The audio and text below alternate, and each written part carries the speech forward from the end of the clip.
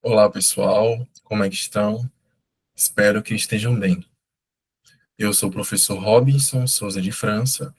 Eu sou psicólogo, mestre em psicologia pela Universidade Federal do Piauí, que se tornou a Universidade Federal do Delta do Parnaíba, aqui no litoral do estado. Aqui em Parnaíba, eu trabalho na assistência social do município e também sou professor na Uninasal. Nesse semestre, 2025.1, vou estar aqui com vocês com a disciplina de Psicologia da Educação. A gente vai ter a oportunidade de tratar de assuntos da psicologia, mas que conversam com a área da educação. Então, nesse curso de licenciatura, nós vamos abordar conteúdos que têm essa relação direta com a formação e com a prática em sala de aula, certo? Temas de psicologia que se conectam com temas de educação. Eu vou apresentar para vocês um slide com algumas informações da nossa disciplina, certo? De modo que a gente vá entendendo como que vai acontecer o processo desse semestre, tá? Tanto aqui a apresentação da disciplina, né, Psicologia da Educação. Vamos adiante. É uma disciplina de 60 horas, equivalentes a 4 créditos, certo? E aqui a gente vai conversar um pouquinho sobre a ementa. Então, assim, a ementa apresenta esses pontos principais, né, fundamentais, que sejam abordados no semestre. Então, a gente vai tratar especialmente nas unidades cada um desses pontos aqui.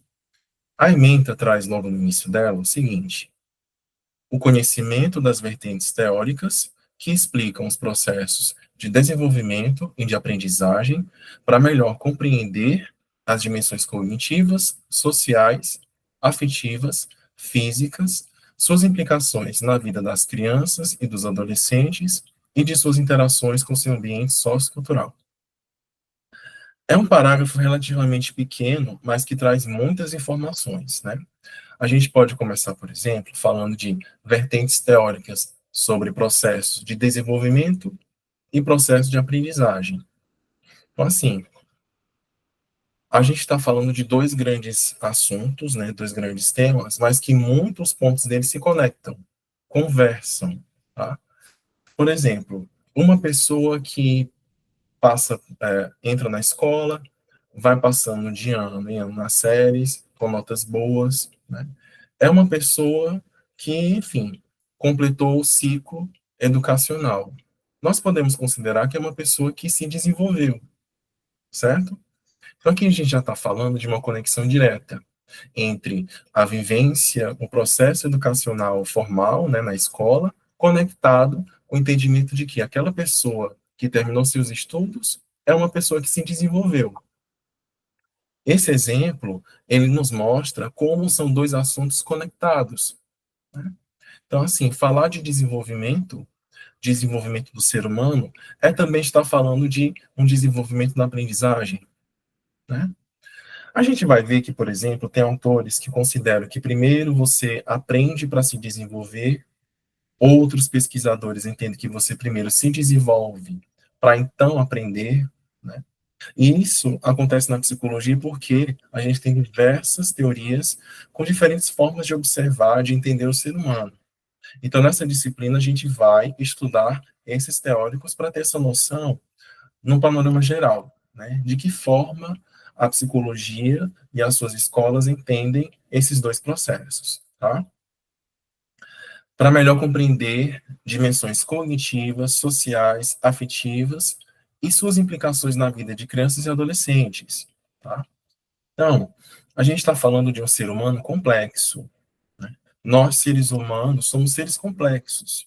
Por quê? Por exemplo, no dia a dia, acredito que você vai concordar comigo, a depender do lugar onde você está, o seu comportamento ele vai se adequar ao que aquela situação pede, né? O nosso comportamento na escola é diferente do nosso comportamento em casa, é diferente do nosso comportamento no trabalho. Então, assim, nós estamos falando, por exemplo, de uma pessoa com diferentes comportamentos.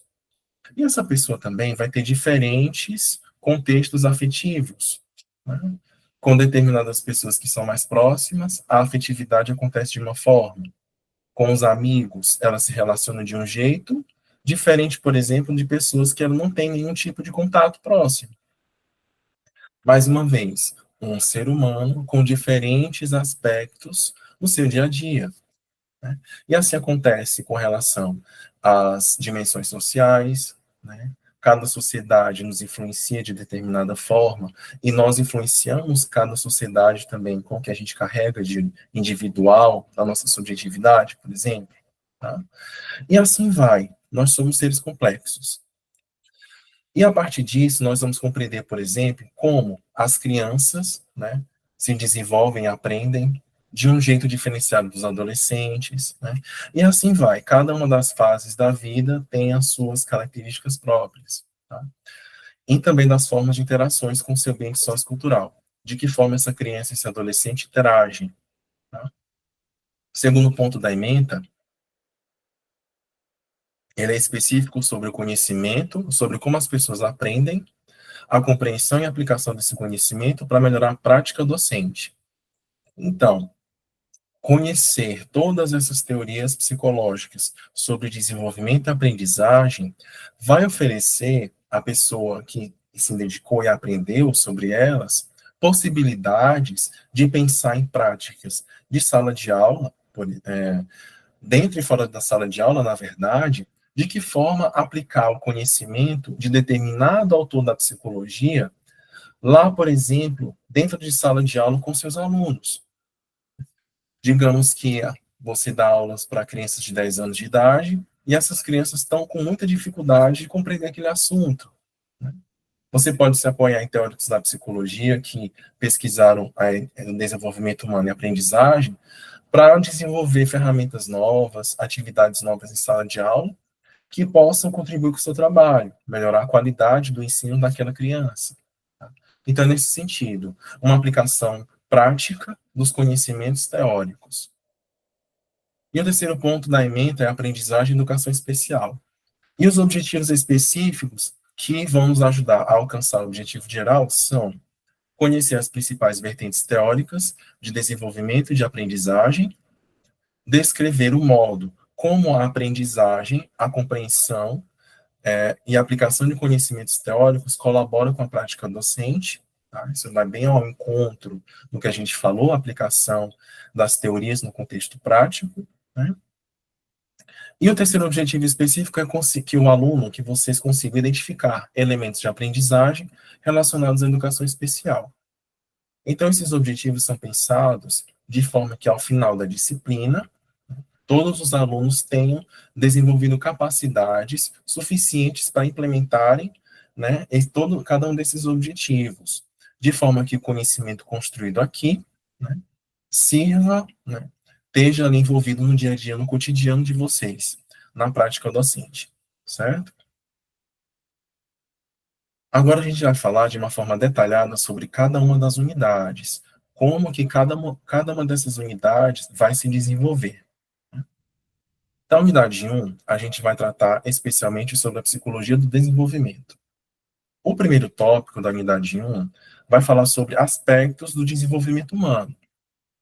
Nesse ponto, a gente vai compreender as dimensões que compõem a gente quanto espécie.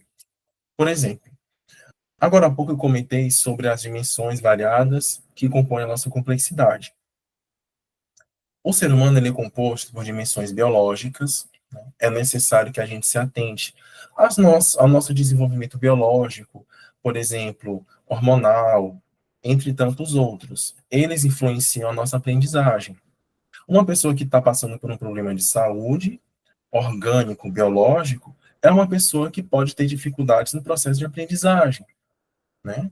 Esse problema físico, biológico, da dimensão biológica dele, pode atrapalhar o processo de aprendizagem dessa criança, por exemplo. A criança que está com febre é uma criança que nem, por exemplo, nem vai até a sala de aula porque a condição física, a dimensão física dela impede que a aprendizagem aconteça. A criança que está, por exemplo, passando por algum processo emocional difícil, uma criança que está, por exemplo, passando por um luto, né? Está nesse momento de superação dessa situação, de um luto, de uma pessoa próxima que faleceu, né? É uma criança que vai ter dificuldade de se concentrar em sala de aula, que vai ter dificuldades no sentido de memorização de conteúdo. Então, a gente está falando de um aspecto emocional que interfere na aprendizagem. Então, com isso, a gente percebe como as dimensões estão atravessando o ser humano e a importância da gente conhecer elas para entender o processo como um todo, certo? Então, o primeiro tópico gira em torno disso. O segundo tópico ele é específico da teoria do desenvolvimento humano do Piaget. Piaget que foi esse cientista de formação em biologia, de formação em psicologia, que com a curiosidade própria da ciência, né, da pesquisa científica, buscou entender como que a criança se desenvolve.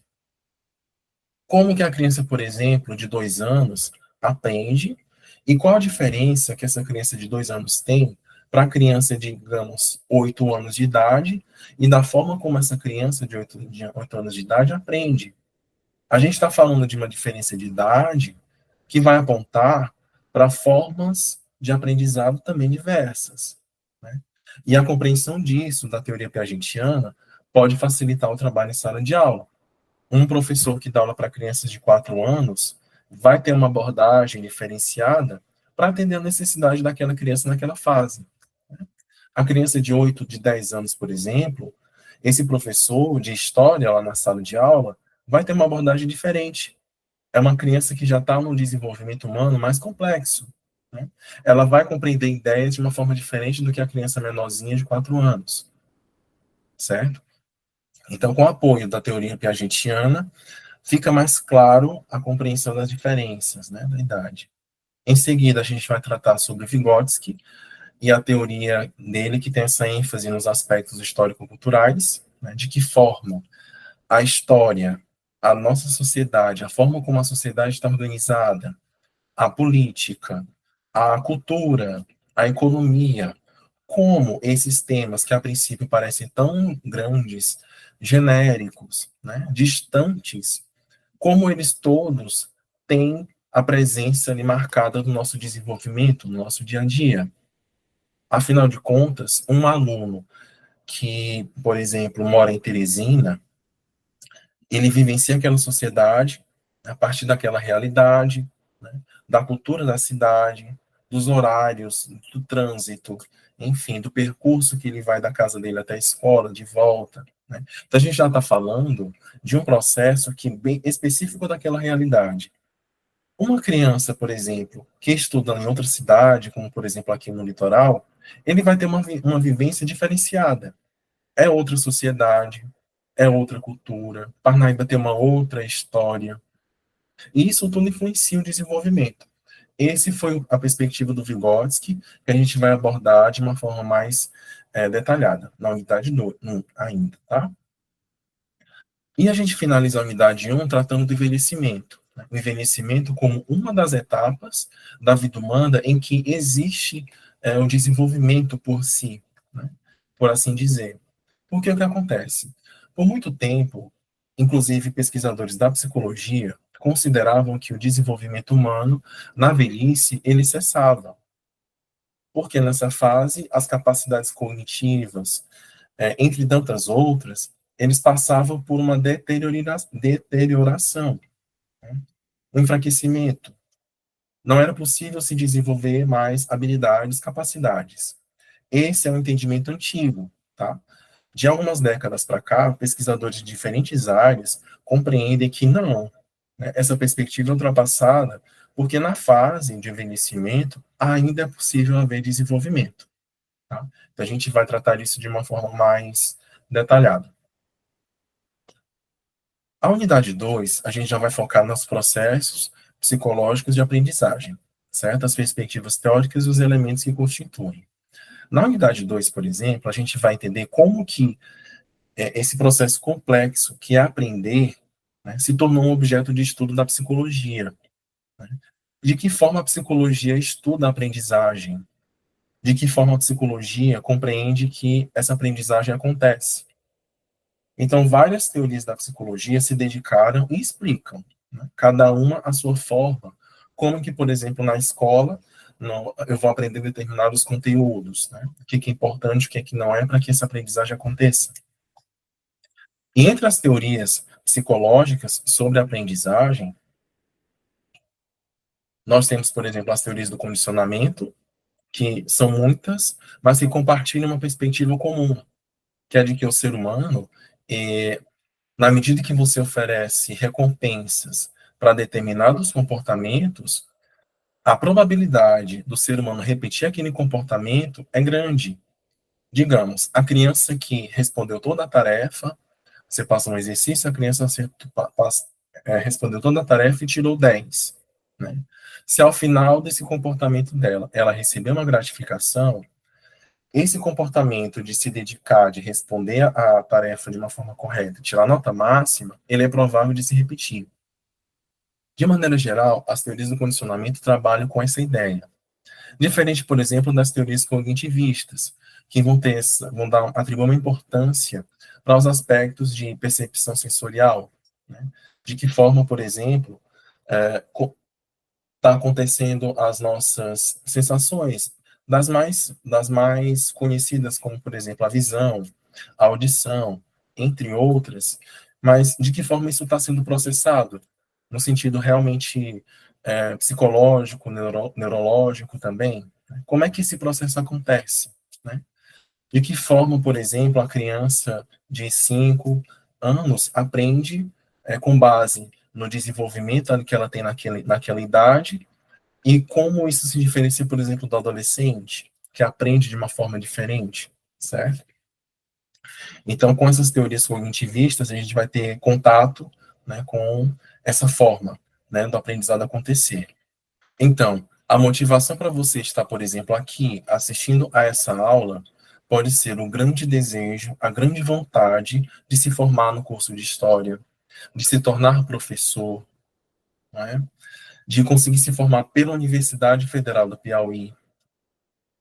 São motivos legítimos e que movimentaram você, por exemplo, a estar aqui assistindo a essa aula. Para outros alunos, as motivações podem ser diferenciadas. Né? Podem ser esses motivos que eu comentei, mas podem existir outros que, assim, cada pessoa, só cada pessoa é capaz de colocar, né, de explicar. A gente volta àquela questão da complexidade, do desenvolvimento humano. Né? Então, vocês percebem como os temas conversam, tá? Principalmente esses temas de desenvolvimento e aprendizagem, certo? E a gente finaliza a unidade 2 com um quinto tópico, que é a aprendizagem da criança. Né? De que forma a criança aprende? Quais são as especificidades nesse processo? Né? O que é que motiva a criança? O que é que, por exemplo, condiciona o comportamento dela na escola? Como que está esse desenvolvimento cognitivo dela? Certo? Então, esses tópicos vão ser relacionados a essa fase do desenvolvimento, né? Desenvolvimento infantil. Para que então a gente chegue até a unidade 3, nessa unidade relacionando tanto os aspectos teóricos envolvidos em desenvolvimento e aprendizagem, agora voltados para essa perspectiva da educação especial. Então, a unidade 3 vai tratar de processo de aprendizagem e suas relações com a educação especial. Primeiro tópico, o que é educação especial? O que é que significa isso? O que é que os autores têm a me dizer, a explicar? O que é que, por exemplo, na legislação brasileira aponta para a educação especial? O que é que, por exemplo, a Lei de Diretrizes e Bases da Educação Nacional traz sobre a educação especial? Tá? Então, esses são assuntos que a gente vai tratar aqui. O segundo ponto, ensino e aprendizagem na educação especial. Como relacionar todo esse conteúdo teórico que a gente viu nas unidades 1 e 2, né, com a educação especial. O que é que, por exemplo, ela exige de nós enquanto professores? Né? Que entendimento, por exemplo, eu posso trazer lá do Piaget, na minha prática em sala de aula, para atender a educação especial, certo? Então, a gente vai fazer sempre essas relações, no entendimento mesmo de uma reflexão crítica, né? Sobre aquela teoria, pensando na nossa prática. Né? O terceiro tópico é sobre educação especial e educação inclusiva. No senso comum, algumas pessoas confundem e utilizam essas duas expressões como se elas fossem sinônimos, como se elas tratassem da mesma coisa. Mas na disciplina, e na unidade 3 especialmente, a gente vai ver que cada uma delas tem os seus detalhes, né? Cada uma trata de uma coisa. E é importante a gente compreender a diferença entre elas. Para que a gente finalize a disciplina, né, a unidade 3 e a disciplina como um todo, lançando um olhar para o contexto atual, na nossa realidade brasileira, né, de que forma a educação especial tem sido trabalhada pelos professores, como que esse processo tem acontecido na nossa realidade. Aqui eu trago para vocês algumas referências da bibliografia básica, certo? Vocês podem consultar o plano de ensino da disciplina para terem acesso a todas as referências, tá, detalhadas, tanto a bibliografia básica quanto a complementar. Aqui eu trago as referências principais, por exemplo, o livro que chama Psicologias, Introdução ao Estudo da Psicologia. Ele é um clássico da área da psicologia, é um livro introdutório de vários assuntos, e que consta no caderno de textos de vocês também, tá? E outros artigos científicos que trazem essa perspectiva mais relacionada com o contexto brasileiro e também com perspectiva crítica, né? Que vai servir muito para a gente tratar desses aspectos de reflexões mesmo, sabe? Sobre fazer essa comparação, né? Trazer um pouco da teoria para a nossa realidade prática, né? Para o nosso contexto, inclusive considerando a diversidade de contextos que a gente tem aqui no curso, né? Os polos presenciais estão aí divididos ao longo do Piauí, e cada cidade tem sua realidade, cada região tem suas características próprias, né? Então, isso vai tornar muito rico o nosso processo de aprendizagem. Para comentar um pouco mais sobre a dinâmica da disciplina. Eu peço que vocês sempre acessem o SIGA, né, com frequência, né, para estarem atentos aos materiais que eu for lançar, as discussões nos fóruns, que eu também vou colocar lá, para tornar a nossa disciplina de uma forma mais dinâmica, certo? E com relação ao caderno de textos, ele também vai ser lançado no SIGA, vocês vão ter acesso a todos os textos de bibliografia básica que nós vamos trabalhar aqui, certo? Como foi conversado, inclusive na reunião de sábado, do dia 5 de abril, não é necessário que vocês imprimam, até porque o material é extenso, né? Então, assim, fica a cargo de cada um de vocês decidir se vai imprimir ou se vai ler o material pelo celular, pelo computador, pelo tablet, o equipamento que seja, né?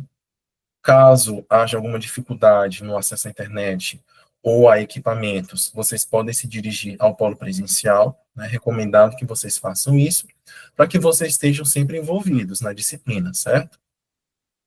Com relação às avaliações, os conteúdos delas são esses apresentados nas unidades, as fontes vocês vão encontrar nos cadernos de texto, então esse material vai estar disponível para todos vocês, certo?